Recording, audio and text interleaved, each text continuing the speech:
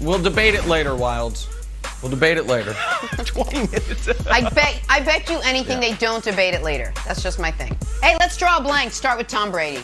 He sat down with the crew for an episode of The Shop, and in a teaser released yesterday, Tom Brady had some eye-opening words about one team that he had conversations with while a free agent last offseason. Take a listen to this.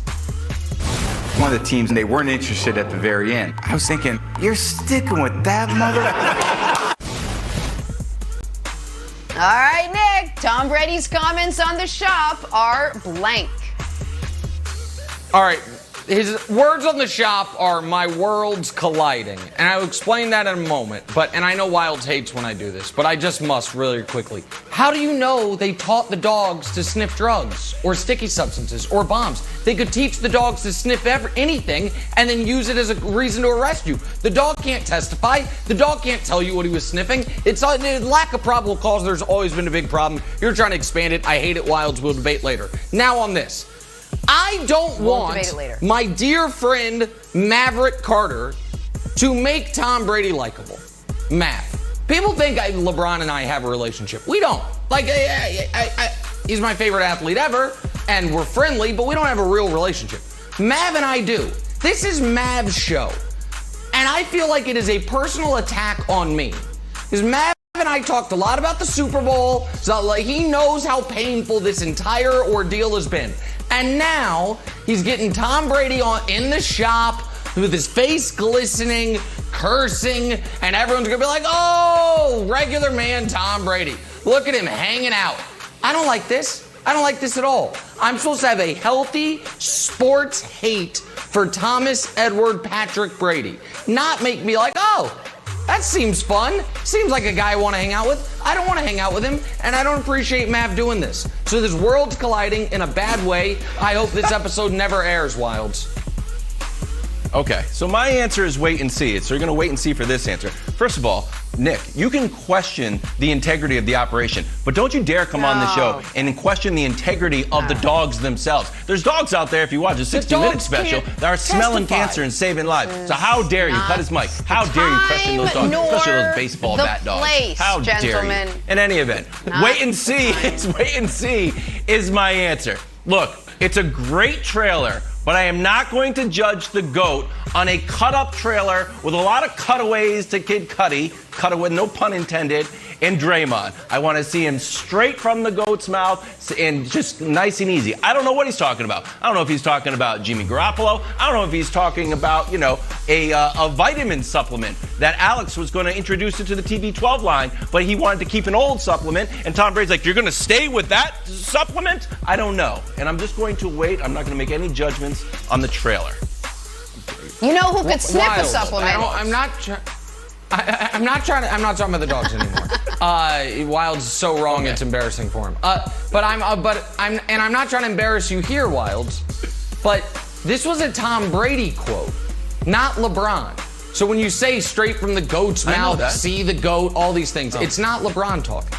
It's Brady. You're confused. You walked right we could into show that, the video Wilds. again. Are you confused? We broke the format for that. We broke the format for that. In your fancy sneakers. Your fancy sneakers from the 80s, you walked right in there. Yeah. Back to basketball now. All eyes on Ben Simmons after the Sixers' shocking second-round exit. Doc Rivers still a believer in Ben, despite some interesting comments he made about him after Game 7. Here was Doc yesterday. I'm positive in Ben. I'm very bullish on Ben still. But there's work, Mark. There is. And Ben will be willing to do it. And that's the key. Sometimes you have to go through stuff to see it and be honest with it. Obviously, what Ben just went through, I can't imagine that, because he has so much greatness around him and all the things that he does. And there's areas that he can fix quickly, in my opinion, and get better that will take him to another level. And, sometimes you don't know why you're in different places, you know what I mean?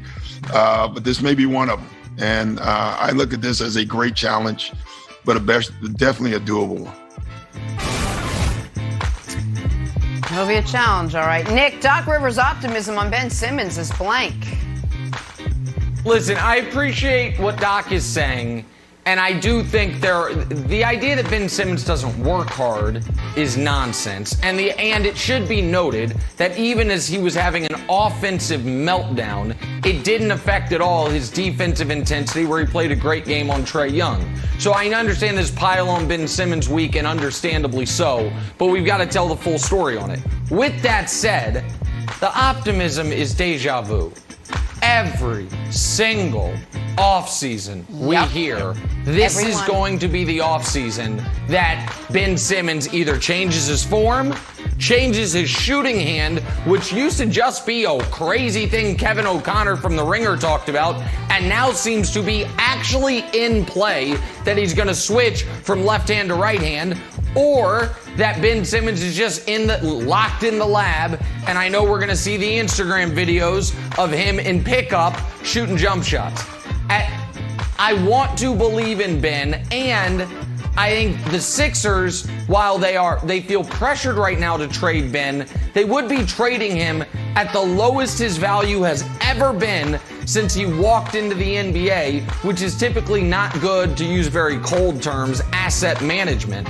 So I think the Sixers are in a tricky spot.